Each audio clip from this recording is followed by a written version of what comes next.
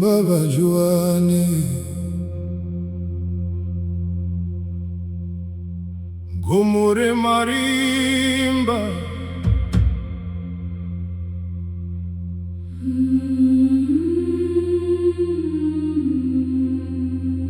Hosanna,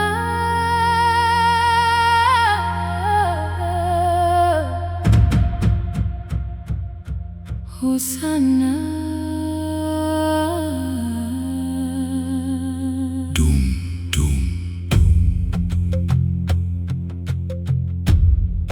Baba Johane vakati zvandakanga ndiri mudenga retatu,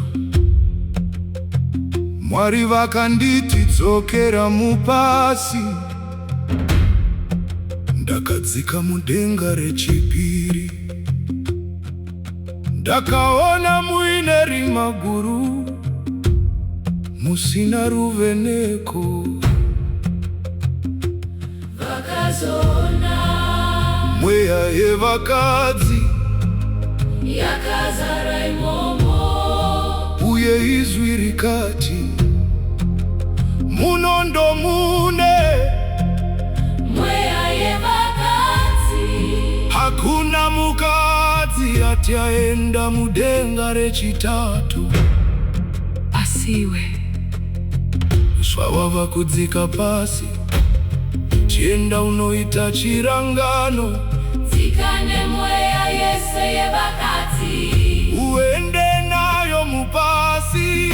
Hosanna, Baba Johane vakabva vadzika nemweya iyoyo, ndipo pavakatanga chirangano chino.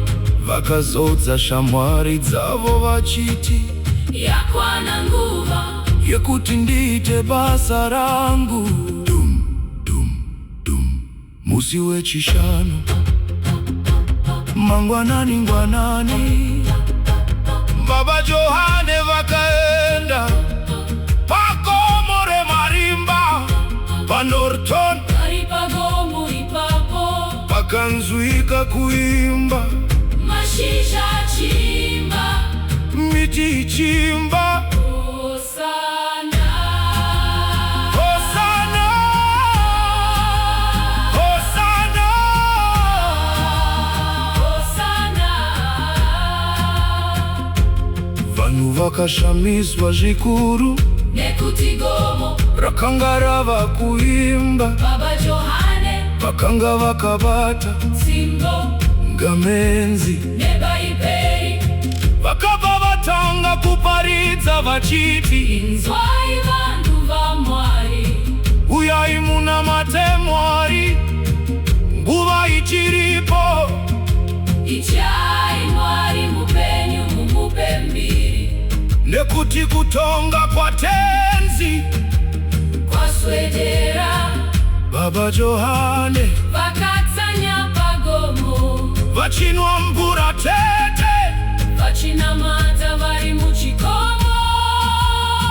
vanhu vakatanga kubatwa nemweya. Vachiprofita Baba Johane vakapiwa ngemenzi, kabudura netsvimbo yemuchinjiko. tsvimbo yacho yaimba Hosanna, Vanhu vakainzwa ichimba Hosanna. Hosanna, Baba Johane vaimba vachiti, Hosanna, Hosanna. fambai vatende muhondo yedu, Muchinjiko watenzi uri mberi, mununuri Jesu wauya nasi. Panguva yeminamato, vanhu vaiona nyenyedzi dzichidona, mweche kudenga. kupenya kukuru. Dum dum dum dum vanhu vazhinji vakashamiswa Nezwaitika pachikomo cheMarimba. Baba Johane Vakatanga kubabatidza vanhu panyamutara. pedyo na Hunyani river. Vanhu vakawanda vachiungana, vaigara mukangara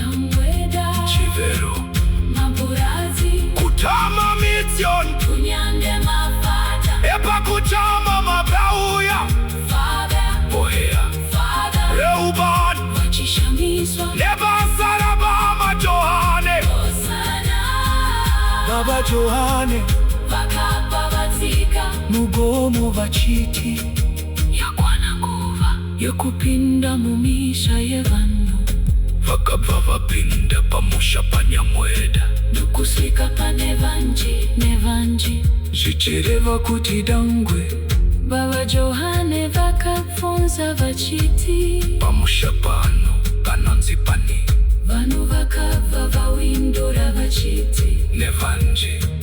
Baba Johane vakabva vati wakomorerwa iwe waita dangwe rekunamata izwi ra Mwari Hosana. pane vanji Baba Johane vakatora vanhu vakanamatira vanhu vakaparidza shoko vanhu vakawanda vakaponeswa vakazoti zvepano ndapedza ndokuva vapinda kune mamwe matunhu vachiparidza izwi raMwari vanhu vachivatevera.